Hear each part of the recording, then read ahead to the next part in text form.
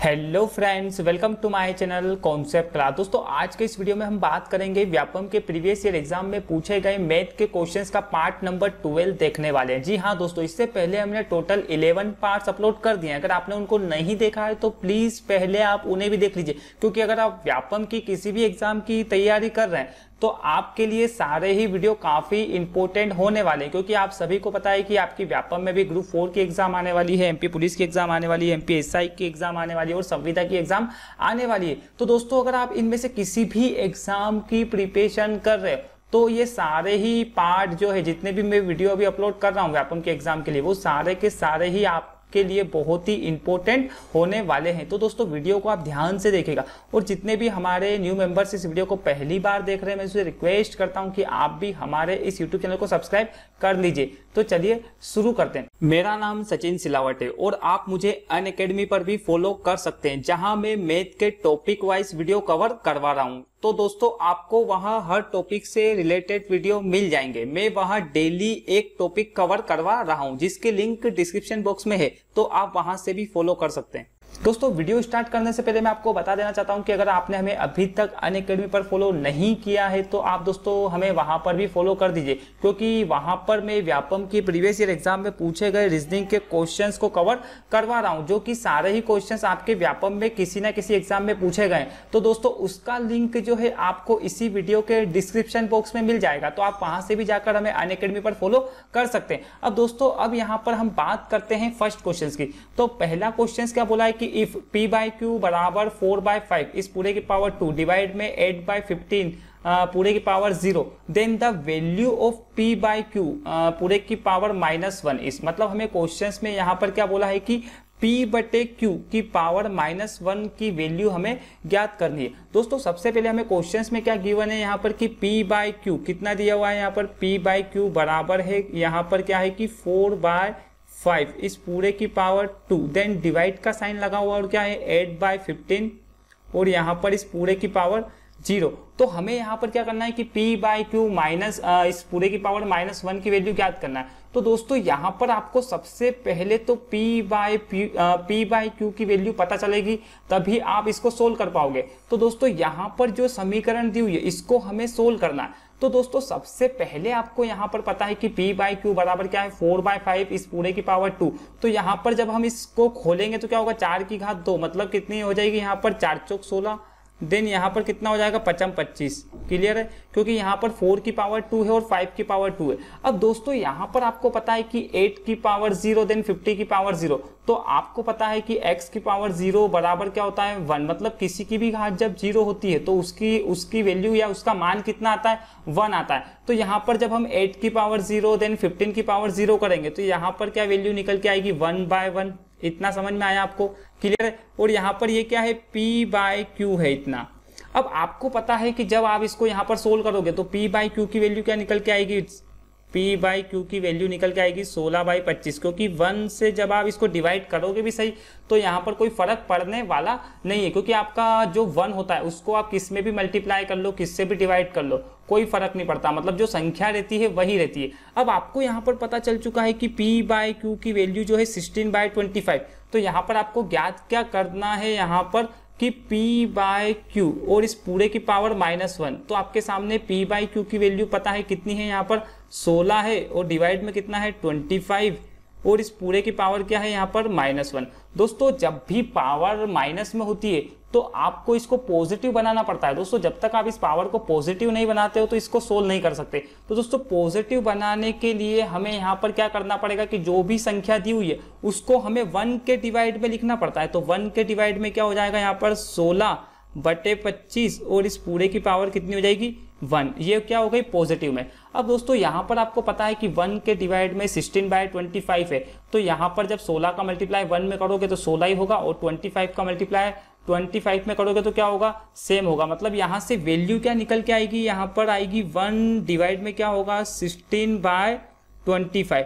तो दोस्तों 25 डिवाइड में तो ऊपर आके क्या हो जाएगा मल्टीप्लाई में, तो यहाँ पर क्या निकल के आ जाएगी वैल्यू 20/16, मतलब 25/16। तो यहाँ से दोस्तों आपको क्या करना है ऑप्शन चेक कर लेना है। तो ऑप्शन नंबर यहाँ पर कौन सा सही हो जाएगा, सेकंड वाला, मतलब second option is right answer हो जाएगा। अगला क्वेश्चन, नेक्स्ट क्वेश्चन हमें क्या बोला है, सिंप्लीफाई मतलब सरल करने के लिए बोला गया। दोस्तों इस टाइप के जो क्वेश्चन है व्यापम बहुत पूछने लग गया है, मतलब सिंप्लीफिकेशन के 1 से 2 क्वेश्चन यहाँ पर पूछता ही है। तो सबसे पहले दोस्तों हमें क्वेश्चन में क्या बोला है, 215 माइनस कोष्टक में 144 डिवाइड में, उसके बाद कोष्टक में 12 मल्टीप्लाई 12 प्लस माइनस का 8 माइनस, उसके बाद कोष्टक में 2 माइनस फिर 12 माइनस 7 और यहाँ पर ऊपर क्या लगा हुआ है 12, और ये इसको बोलते हैं मंझला कोष्टक और बड़ा कोष्टक। तो यहाँ पर सबसे पहले हमें क्वेश्चंस में जो गिवन है हम वो लिख लेते हैं। तो क्या गिवन है यहाँ पर 215, देन उसके बाद क्या है माइनस है, फिर कोष्टक में क्या है यहाँ पर 144 डिवाइड में कितना है यहाँ पर 12 गुणे में 12, और क्या बोला है यहाँ पर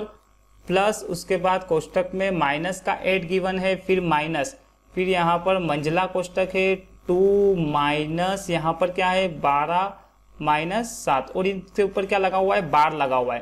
क्लियर है दोस्तों। उसके बाद ये क्वेश्चन दिया हुआ है। दोस्तों इस टाइप के क्वेश्चन जब भी आप करते हो ना, तो आपको बोर्ड मास का रूल पता होना चाहिए। दोस्तों बोर्ड मास का रूल क्या होता है यहाँ पर वो मैं आपको बता देता हूँ। बोर्ड मास, दोस्तों बोर्ड मास का रूल ये होता है कि सबसे पहले आपको क्या कोष्टक सोल्व करने पड़ते हैं। सबसे पहले छोटा कोष्टक, देन ये मंझला कोष्टक सोल्व करना पड़ता है, उसके बाद ये बड़ा वाला कोष्टक। मतलब 3 प्रकार के कोष्टक होते हैं। सबसे पहले आपको छोटा वाला, फिर ये मंझला, फिर ये बड़ा वाला। उसके बाद ओ का मतलब जो होता है वो होता है ऑफ होता है या मल्टीप्लाई या का। क्लियर है। उसके बाद यहाँ पर डी का मतलब होता है डिवाइड, फिर एम का मतलब होता है मल्टीप्लाई, ए का मतलब होता है योग, और एस का मतलब क्या होता है यहाँ पर माइनस। यहाँ पर आपको ये रूल फॉलो करना पड़ता है। और दोस्तों जब भी आप सरलीकरण के क्वेश्चंस को सोल्व करते हो और किसी भी संख्या के ऊपर बार लगा हुआ होता है, जैसे यहाँ पर क्या है 12 और माइनस 7 के ऊपर बार है, तो सबसे पहले आपको बार को सोल्व करना पड़ता है। इसको हम बार बोलते हैं। क्लियर है। अब आपको यहाँ पर क्या है कि बोर्ड मास का रूल फॉलो करना है, तो सबसे पहले आपको यहाँ पर क्या सोल्व करना है, बार को सोल्व करना पड़ेगा यहाँ पर।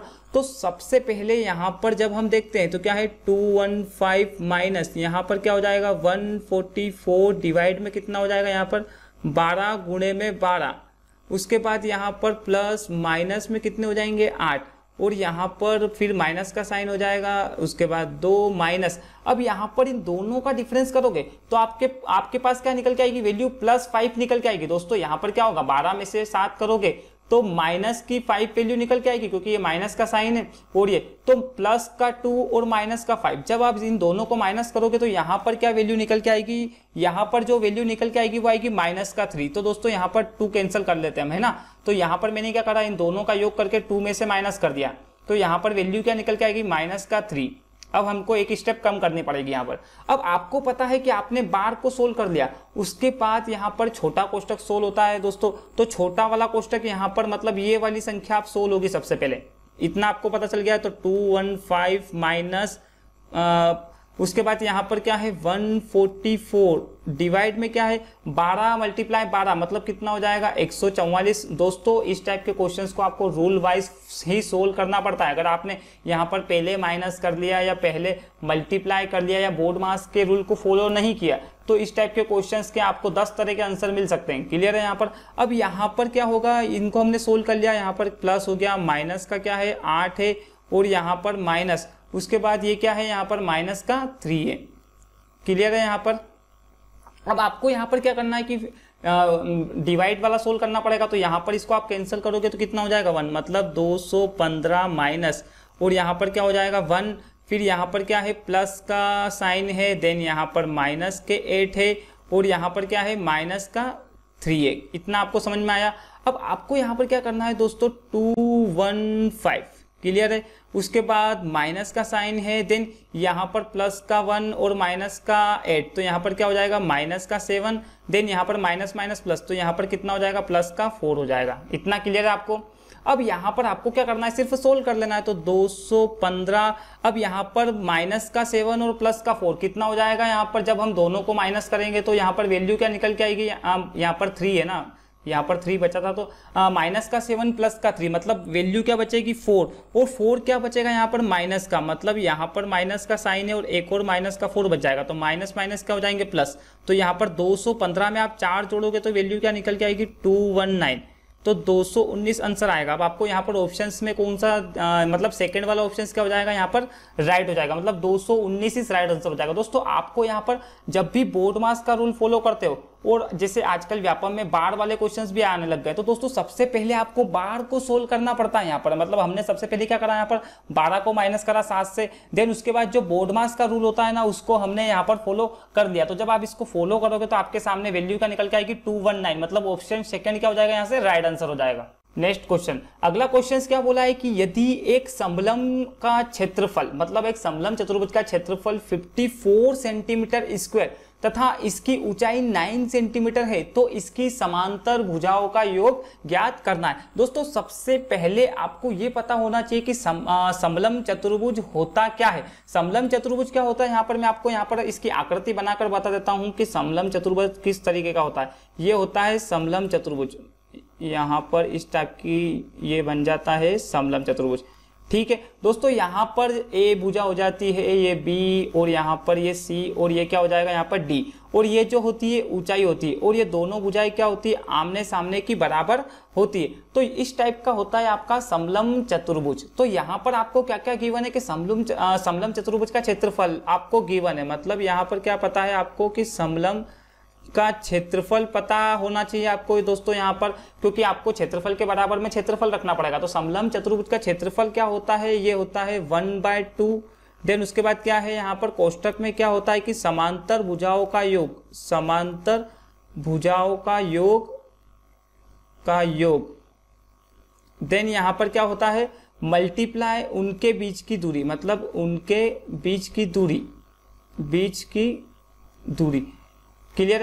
अब आपको यहां पर पता है कि समलम चतुर्भुज का क्षेत्रफल होता है 1/2 कोष्टक में समांतर भुजाओं का योग और उनके बीच की दूरी। तो सबसे पहले आपको यहां पर समलम चतुर्भुज का क्षेत्रफल कितना गिवन है 54। अब यहां पर 1/2 भी पता है आपको, और ज्ञात क्या करना है आपको यहां पर समांतर भुजाओं का योग, ये तो आपको ज्ञात करना है। तो इसको हम मान लेते हैं क्या x मान लेते हैं। देन यहाँ पर क्या है मल्टीप्लाई उनके बीच की दूरी मतलब h, ऊंचाई हमें पता है कितनी है 9, मतलब ये क्या है 9 है। तो यहाँ पर हमने उनके बीच की दूरी कितनी रख दी 9।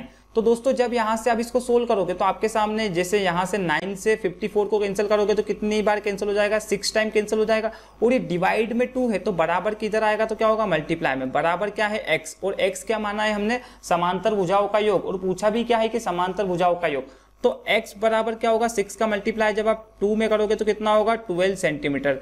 तो यहाँ पर इनकी जो समांतर भुजाओं का योग हो जाएगा वो क्या हो जाएगा 12 सेंटीमीटर। यहाँ से जो राइट आंसर होगा क्या होगा 4 वाला, मतलब 4 इज राइट आंसर हो जाएगा। दोस्तों यहाँ पर हमने कुछ नहीं बोला है, अगर आपको समलम चतुर्भुज का फॉर्मूला नहीं पता है तो इस टाइप के क्वेश्चंस हो सकता है कि आप या तो कर भी नहीं पाओ और इसमें किसी भी प्रकार का कोई भी जुगाड़ भी नहीं लगा सकते, क्योंकि अगर आपको फॉर्मूला पता है तो इस टाइप के क्वेश्चंस को करना बहुत आसान हो जाता है। तो दोस्तों आपको सारे ही फॉर्मूले यहाँ पर याद करने पड़ेंगे, और दोस्तों होगा तो मैं आपको यहाँ पर क्षेत्रमिति के जितने भी टाइप के क्वेश्चंस बनते हैं वो सारे के सारे मैं आने वाले समय में इनका पर्टिकुलर एक वीडियो बनाकर अपलोड कर दूंगा।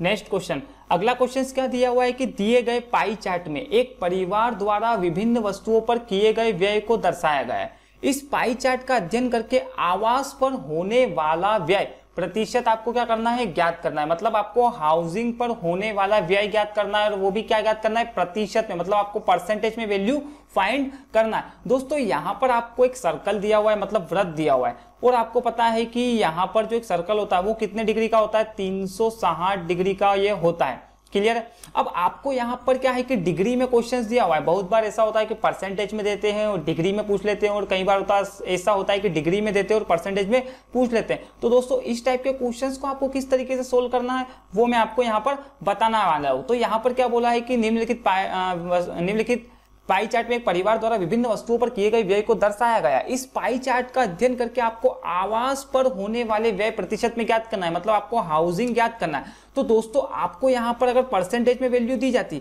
तो ये जो सर्कल होता है वो कितना होता 100%। क्लियर है, क्योंकि यहाँ पर ये पूरा सर्कल कितना होता 100%। लेकिन अभी आपको यहाँ पर क्या है डिग्री में दिया हुआ है तो कितना है 360 डिग्री, मतलब या तो आप ऐसा बोल दो कि 360 डिग्री बराबर है 100% के, इतना आपको क्लियर है। क्योंकि यहाँ पर क्या है ये सर्कल जो भी वैल्यू है 100% के बराबर है, तो 1 डिग्री की वैल्यू आप यहाँ से ज्ञात कर सकते हो कितनी हो जाएगी 100, और डिवाइड में कितना हो जाएगा 360। तो आपको यहाँ पर हाउसिंग ज्ञात करना है, मतलब आपको 240 डिग्री की वैल्यू ज्ञात करना है। तो मल्टीप्लाई आप क्या कर दो यहाँ पर 240, तो यहाँ पर ये परसेंटेज में वैल्यू निकल के आ जाएगी। जो भी 240 डिग्री है उसकी वैल्यू क्या होगी, परसेंटेज में निकल के आ जाएगी। और हमें यहाँ पर ज्ञात भी क्या करना है, परसेंटेज में ही बताना है कि आवास पर होने वाला खर्च परसेंटेज में कितना है। तो बस यहाँ से हमें क्या करना है, फर्स्ट टाइम 10 से 10, 25 से 6 बार, यहाँ से क्या होगा 4 से 6 बार और 4 से 9 बार। अब यहाँ से 3 से कितनी बार हो जाएगा, 2 बार, 3 या 9, मतलब कितना हो जाएगा यहाँ से 200/3। ये क्या गया परसेंटेज में।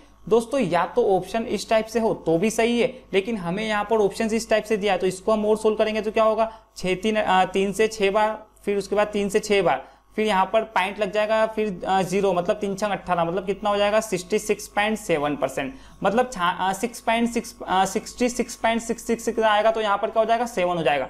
तो यहाँ से आपको क्या करना है, ऑप्शन नंबर 3 वाला चेक कर लेना है। तो ऑप्शन नंबर 3 क्या हो जाएगा, यहाँ से राइट आंसर हो जाएगा। नेक्स्ट क्वेश्चन, अगला क्वेश्चन यहाँ पर क्या बोला है कि दो संख्याओं का गुणनफल 15,876 है। यदि एक संख्या अन्य संख्या की 9 गुनी है तब दोनों संख्याओं का योग आपको क्या करना है, फाइंड करना है। दोस्तों सबसे पहले हम क्या करते हैं कि दो संख्याओं का गुणनफल, तो हम दो संख्याएं क्या मान लेते हैं यहाँ पर x, देन यहाँ पर क्या मान लेते हैं y। इन दोनों का गुणनफल हमें कितना है 15876 गिवन है। अब आपको यहाँ पर बोला क्या है कि इन दोनों संख्याओं का योग ज्ञात करना है, मतलब x + y is equal to आपको क्या करना है, ज्ञात करना है। ये आपको यहाँ पर फाइंड करना है। और यहाँ पर आपको एक लाइन और गिवन है कि यदि एक संख्या अन्य संख्या की 9 गुनी है, मतलब यहाँ पर x एक संख्या होगा और अन्य संख्या क्या हो गई y। तो यहाँ पर क्या बोला है, यदि एक संख्या अन्य संख्या की 9 गुना, तो मैं अगर y को x मान लूं तो x कितना हो जाएगा, यहाँ पर 9x हो जाएगा।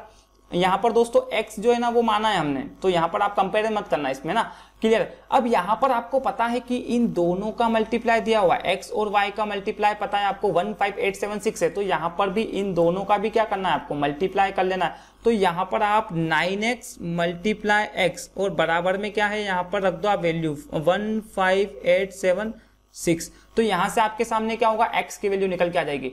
तो यहाँ पर आपको क्या करना है कि 9 से कैंसिल करोगे तो कितनी बार होगा, 9 से 1 टाइम बच जाएंगे यहाँ पर 6, 9 7 63, 7 बार। उसके बाद बचेंगे कितने यहाँ पर 5 बच जाएंगे, 9 छंग यहाँ पर क्या हो जाएगा 54 और 9 चौक 36, मतलब कितना आ गया, x का मल्टीप्लाई x में करेंगे तो कितना होगा x⁻², मतलब x⁻² बराबर 1764। तो यहाँ से x बराबर कितना हो जाएगा, √1764। तो आपको दोस्तों 50 तक तो एटलीस्ट वर्ग याद होना ही चाहिए। अगर आप कंपटीशन एग्जाम की प्रिपरेशन कर रहे हैं तो आपके लिए 50 तक वर्ग याद होना बहुत ही कंपलसरी, क्योंकि यहाँ पर आप दोस्तों ऐसा नहीं है कि आप एग्जाम में मल्टीप्लाई करने बैठोगे या निकालने बैठोगे। तो यहाँ पर आपको पता है कि 1764 वो किसका होता है, तो 42 का वर्ग होता है यहाँ पर। तो x की वैल्यू कितनी आ गई 42। अब यहाँ पर आपको क्या करना है कि 9x में x की वैल्यू रखो, तो 9 × 42 और यहाँ पर x की वैल्यू रखोगे तो कितना होगा 42। तो यहाँ पर इन दोनों का मल्टीप्लाई करोगे तो 9 2 18, 9 चौक 36 और 1 37, मतलब कितना हो गया 378।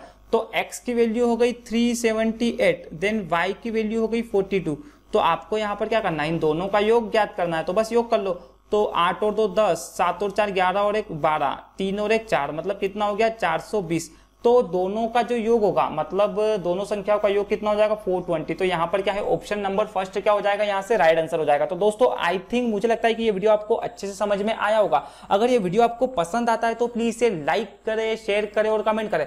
और दोस्तों अगर अभी तक आपने हमारे इस यूट्यूब चैनल को सब्सक्राइब नहीं किया है तो जल्दी से सब्सक्राइब कर दीजिए, क्योंकि यहाँ पर मैं व्यापम की सारी ही एग्जाम की प्रिपरेशन करवा रहा हूँ। डेली आपको एक वीडियो प्रोवाइड करवा रहा हूं। और दोस्तों आप हमें अनअकैडमी पर भी फॉलो करिए। दोस्तों आप अनअकैडमी पर जितने भी मैंने रीजनिंग के जो टॉपिक के वीडियो डाले हैं, मतलब जो व्यापम की प्रीवियस ईयर एग्जाम में पूछे गए, तो आप उनको देख क्यों नहीं रहे हो, पहले तो मुझे ये समझ में नहीं आ रहा। दोस्तों आप यूट्यूब पे कमेंट्स करते हो कि सर आप रीजनिंग के भी प्रीवियस ईयर एग्जाम के क्वेश्चंस करवाइए, तो दोस्तों मैं करवा रहा हूं, तो आप उनको देख नहीं रहे हो। तो दोस्तों आप भी उनको भी देखते चलिए, क्योंकि वहां पर भी जितने भी मैंने रीजनिंग के क्वेश्चंस लिए वो सारे के सारे ही क्वेश्चंस व्यापम की एग्जाम में पूछे गए हैं दोस्तों।